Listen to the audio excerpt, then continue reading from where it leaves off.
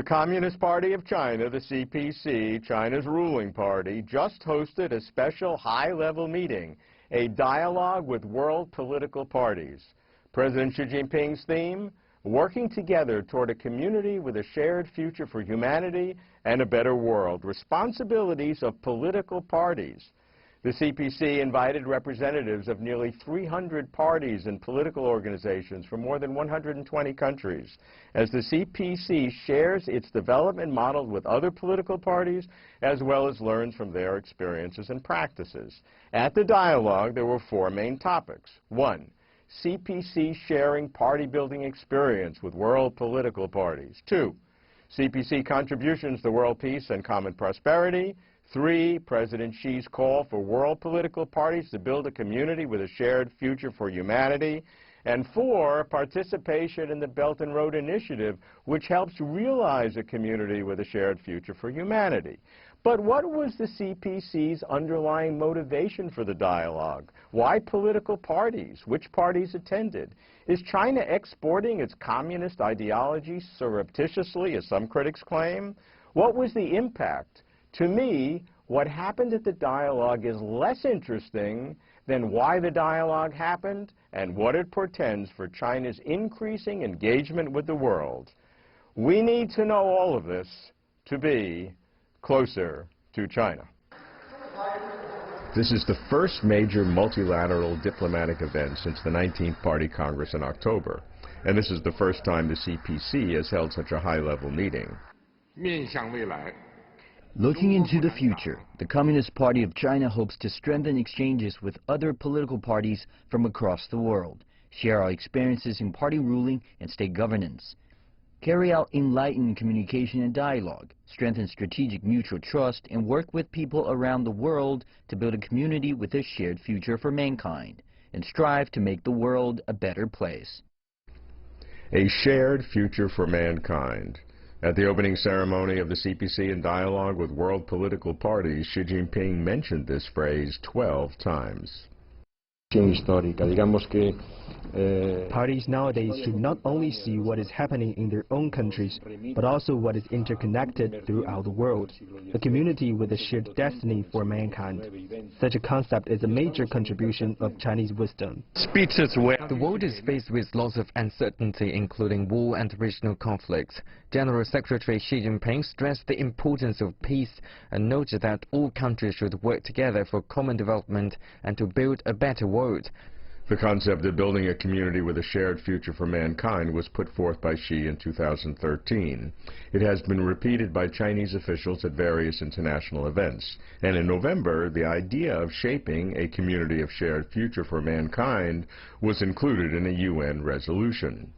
Building a community with a shared future for mankind has become China's signature foreign policy concept for the new era. And for the CPC, China's ruling party, strengthening cooperation and exchanges with political parties from other countries is a new strategy for a new era. To assess the CPC's outreach to world political parties, I am joined by John Ross, Senior Fellow at Chongyang Institute for Financial Studies, Renmin University. He is a former Director of Economic and Business Policy for the Mayor of London. And Professor Zheng Changzhong, Political Party Building and National Development Research Center, Fudan University. Gentlemen, welcome. You both attended the meeting. I'd like to get your first impressions. Professor Zheng. 我的印象和我的感受大概可以用3个词来概括。第一个是震撼。 My feelings can be summarized by 3 expressions: highly impressive, significantly profound, and extremely forward-looking. First, highly impressive. When I arrived at the meeting, I found attendees of different colors and different races, from different political parties of different ideologies, from different countries.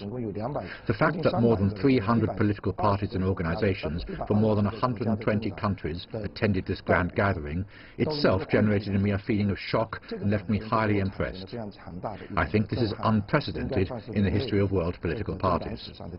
The harmonious atmosphere at the meeting, where different political parties were engaged in friendly discussions was also highly impressive. Second, significantly profound. I find the implications in the concept of building a community with a shared future for mankind and the promotion of human progress put forth by General Secretary Xi Jinping are significantly profound. Third, extremely forward-looking. There were many innovative suggestions that were presented in the meeting. In particular, institutionalization of the CPC in dialogue with world political parties will provide the world with a multi-layered platform for interactions and promote construction of a community with a shared future for mankind.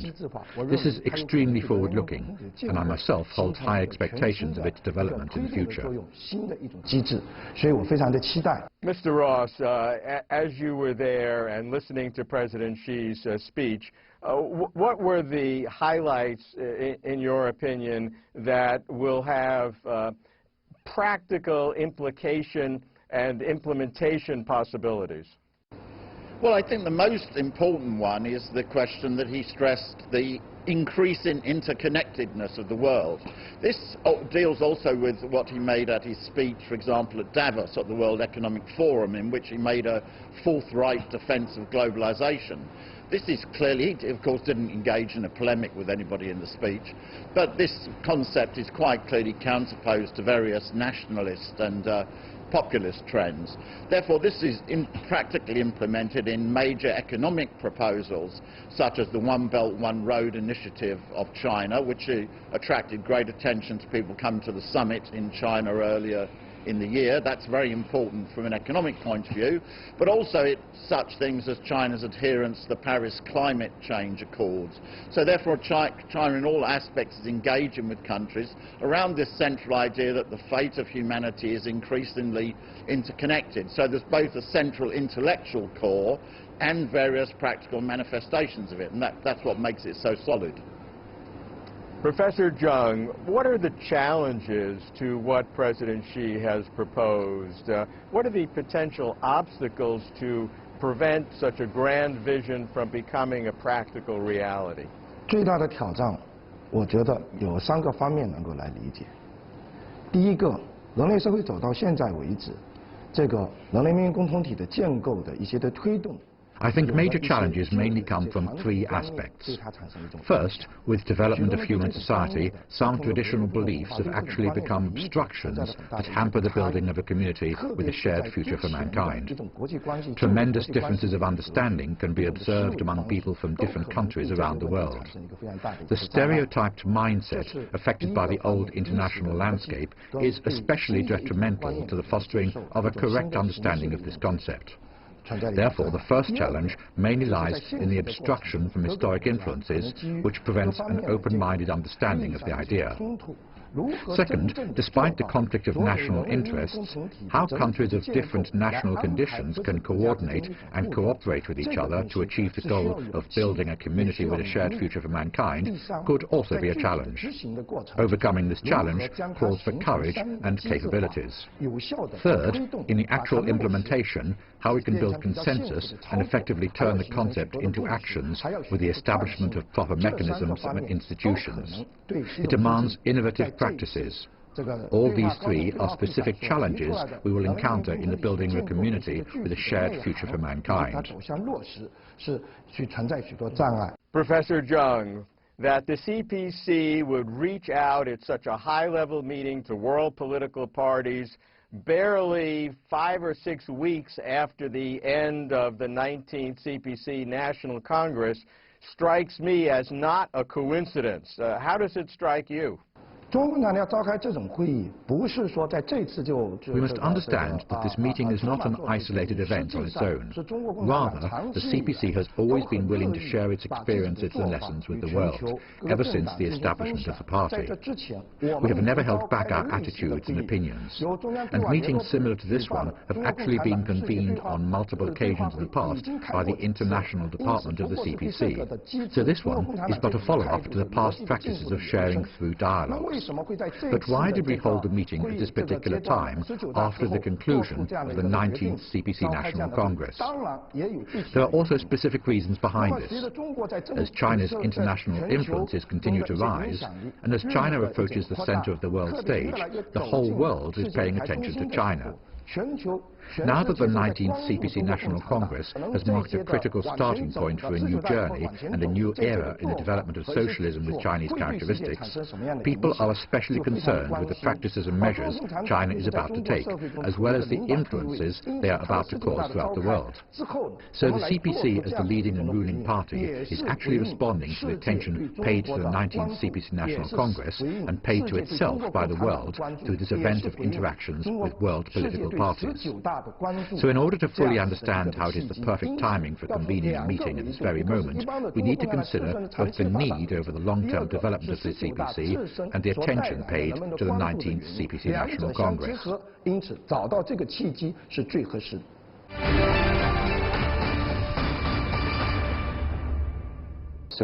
President Xi emphasized in his speech that China supports multilateralism. China has made significant contributions to UN peacekeeping operations by contributing over 30,000 peacekeepers over the years. Keeping world peace is a common goal shared by President Xi and me.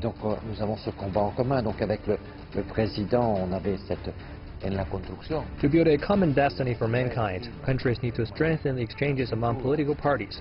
The high-level dialogue is a good platform for every country to display their way of governance and political systems. I think the prospects of a new era for a shared future for mankind, I think is quite encouraging and inspiration. It's quite inspiration for the future. Mr. Ross, we are quite used to, in the last few years, to see China developing a proactive diplomacy in the world in many areas, but this is the first time that the party is doing it, the Communist Party of China. How do you think world political parties react to what seems to be a proactive, ambitious reach by the Communist Party of China to gain a greater voice in the political structure of the world? To judge by the large number of parties which came to the conference, they responded extremely favourably, because I think it has some advantages from both sides. Firstly, the reality is that the spine of China's governmental system is the Communist Party of China.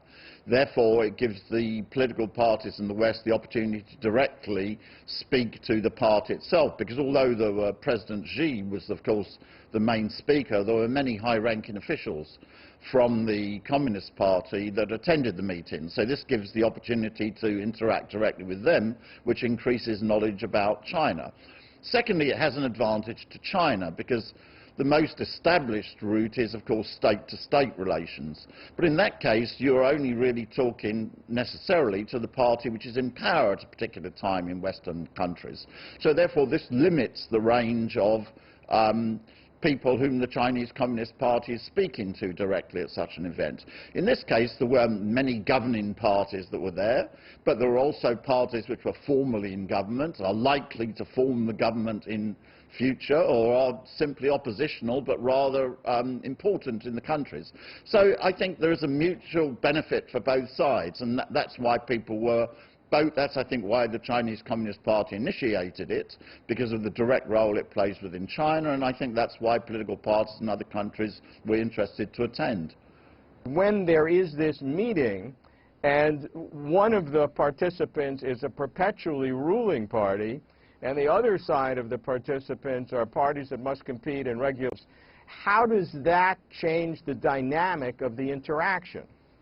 It didn't change, from my experience, didn't change it much at all. It was a perfectly normal type of discussion. I had discussions with a wide range of peoples from the Republican Party, the Democratic Party, several social democratic parties, some nationalist parties. They were discussing a great deal with the Chinese people, members of the Chinese Communist Party there, and there was a great deal of discussion. I mean, the real reality is, if you take it in the Western countries, there is a situation which is sometimes put as you can change the ruling party, but you can't change the policy, which is that most of the parties which operate in the West operate within a rather narrow framework. They make fundamental decisions. They are running their countries within certain constraints, and I didn't experience any difficulty at all in the interaction between these parties. I've been to lots of international conferences, and the discussion was entirely normal. It used to be that the CPC, the International Department of the Central Committee, would have outreach, but only to other communist parties in the world. Professor Zheng, what catalyzed this significant change where now the International Department of the CPC Central Committee is making a determined and a very high-profile effort to reach out to non-communist parties in the world, something very different than the history of the CPC has had? 对中国政治的发展和它以及各方面的情况的一个变化，必须历史性的来看。中国共产党刚建立的时候，它实际上就是这个无产阶级政党。 We must adopt a historic view to the changes in China's political development. The CPC started as a proletarian party at its birth, with help from the Communist International. So it is more than natural for the CPC to have a lot of interaction with communist parties around the world, or exclusively so at the very beginning. Later, after the founding of the PRC and its socialist system, Western countries imposed a blockade upon China, and China's interactions with political parties remained primarily in the communist community against the backdrop of the Cold War. However, after the reform and opening up, seismic changes have taken place in China, and China has started an extensive communication with parties from countries all over the world. In line with the overall development changes of the CPC's political paths and political policies in the process, changes have also been noted in communication with the outside world. So it has actually been many years since the International Department engaged itself in communications and exchanges with different political parties in the world. 已经与各类的全世界的各类政党都进行充分的接触。 Mr. Ross, the world has numerous organizations and venues for discussing matters between countries and governments, from the UN to the G20, various financial organizations, professional organizations. It is quite rare for political parties to get in the mix and have its own kind of exchange. So my question is, what are the unique contributions that a discussion among political parties in the world can have that is different than what is achieved by government-to-government relations? Well, there are two questions. One is, if you take the comparison with state-to-state relations as I outlined, you have a situation at the meeting of political parties where there were people in government and people who are likely to form governments, and in all cases, these parties influence significant parts of public opinion. So therefore, you're actually having a wider dialogue than the one which was simply the states. State-to-state relations, which is necessary between existing governments. You're therefore looking at structures which are very important in influencing public opinion. Secondly, the ability to form governments is only really possessed by political parties, so that's strongly different, for example, to meetings of NGOs and so on, which by their very nature may be influential, but they're not going to form the government because that's not what they're designed to do. In fact, all countries in the world have a system whereby governments are formed by political parties. And the third thing is that you therefore have a wide range of views from these different opinions. I mean, in several cases, we had countries there in which the parties represented, but in terms of their domestic politics, are strongly opposed to each other. But they found themselves sitting in the same room as the Communist Party of China.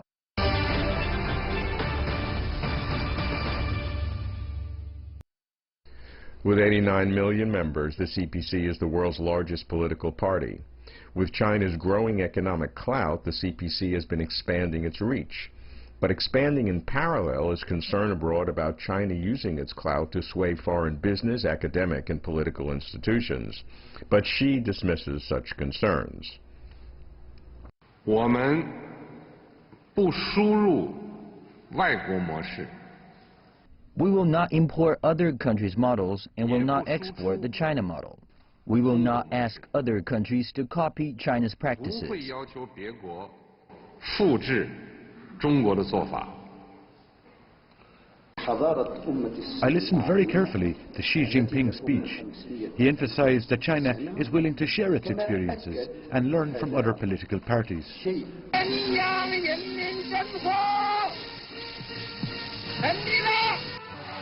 One of the CPC founding missions was to end the plight of the country, which had suffered long periods of war, and to ensure the people's survival. Now, China's GDP ranks second in the world, and the CPC aims to complete the building of a moderately prosperous society in all respects when it celebrates its centenary in 2021. China has made a historical big leap forward and achieved huge development under the guidance of the Communist Party of China. The fundamental reason is that we have followed a development path that suits our nation's situation. We are confident in our path, in our theory, and in our system, as well as our culture. The CPC is in direct contact with over 400 political parties and organizations in about 160 countries and regions. And the CPC in dialogue with world political parties high-level meeting seems just to start. The party plans to invite 15,000 members of foreign political parties to China in the next 5 years. That the CPC is reaching out is a new dynamic in the world. Professor Zheng, as long as I've studied the political structure of China, I have heard about party building of the CPC being a primary interest, and certainly under President Xi Jinping, General Secretary Xi, since the 18th Party Congress in 2012, party building in its complexity and its richness has been arguably his most important domestic policy because everything flows from that. So in terms of the party building aspects of the CPC, what can other political parties learn from that? 我们在这次的大会上也听到许多发达国家的政党的领导人说。 In this meeting, we have heard from political party leaders in developed countries that they have witnessed a decline of their party and growth of an increasing number of small parties, as well as substitution of certain roles of their party by other social organizations. And they believe the reason for such phenomena is fundamentally related to two issues. One, corruption, and second, their parties staying detached from the public. These two problems are actually very critical components of the CPC's party-building efforts launched after the 18th CPC National Congress. From this point of view, the CPC's experiences can be offered as a reference for political parties all around the world. And we have achieved consensus on it. 第二个，中国共产党在中国作为后发国家建构现代国家建构。 推动现代国家建构和推动现代社会发展过程中，有它独到的经验。从这角度来讲， Also, as a latecomer in the construction of modern governance of the country and promotion of social development, the CPC has its unique experiences that can be shared with other developing countries. Along their path of development, the practices of the CPC of making use of political power to advance social and state development can offer specific experiences to inspire developing countries at different stages of development. All in all, as these political parties are of a different nature in different countries and at different development stages, the lessons learned throughout such experience sharing can also be different. There are both similarities and differences. 这种的各种特性，就导致我们学习和借鉴的点可以是不一样，有共识也有差异。 What is it about the China model as expressed through the CPC? What is it about the CPC model that can be utilized by developing countries to enhance their development? Mr. Ross. Well, China has created what is only the third model of economic development to exist in modern history.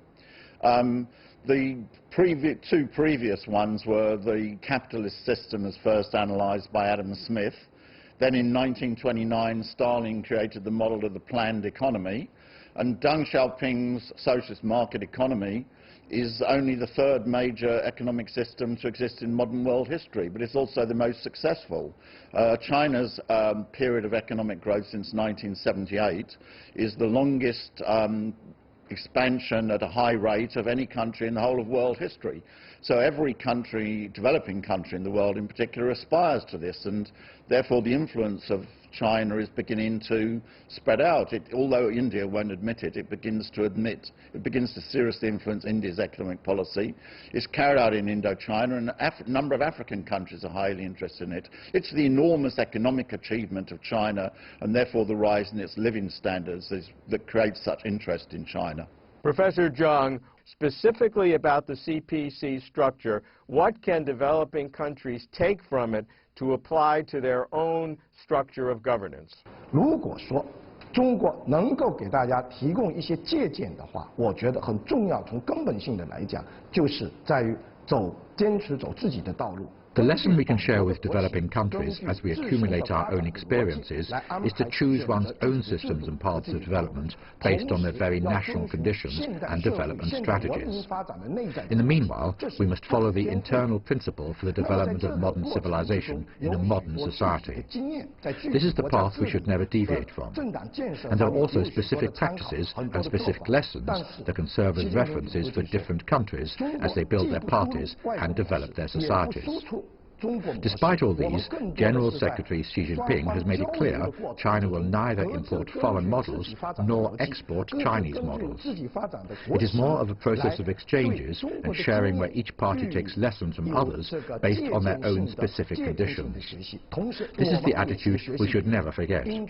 And as China has a lot of experiences to share, no country should ever simply copy those.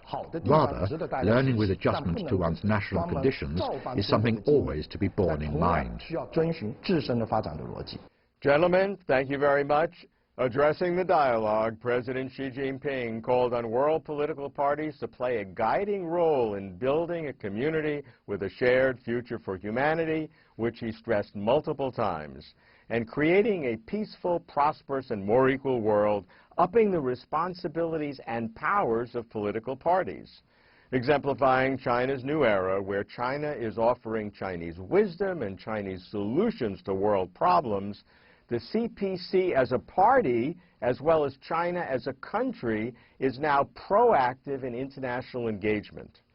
The point of debate, as it were, is shifted from whether the China model of a perpetually ruling party with all that that entails is good for China, to how the China model is good for other countries.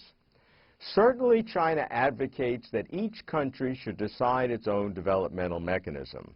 While some criticize China's increasingly aggressive and protectionist policies as contradicting Xi's grand vision, Xi stresses that China's rise benefits every country and that China will not export its political system. While dialogue participants skewed to left-leaning parties in developing nations, the events signal that the CPC is reaching out globally with pride and confidence, explaining developmental benefits of party leadership and party building. Why minimum coverage of the dialogue in the international media? A conspiracy to contain China? It's more that journalists are just not getting how a transformed CPC under Xi affects global politics. But the CPC is quite unlike any other political party anywhere. To appreciate how so is to be closer to China.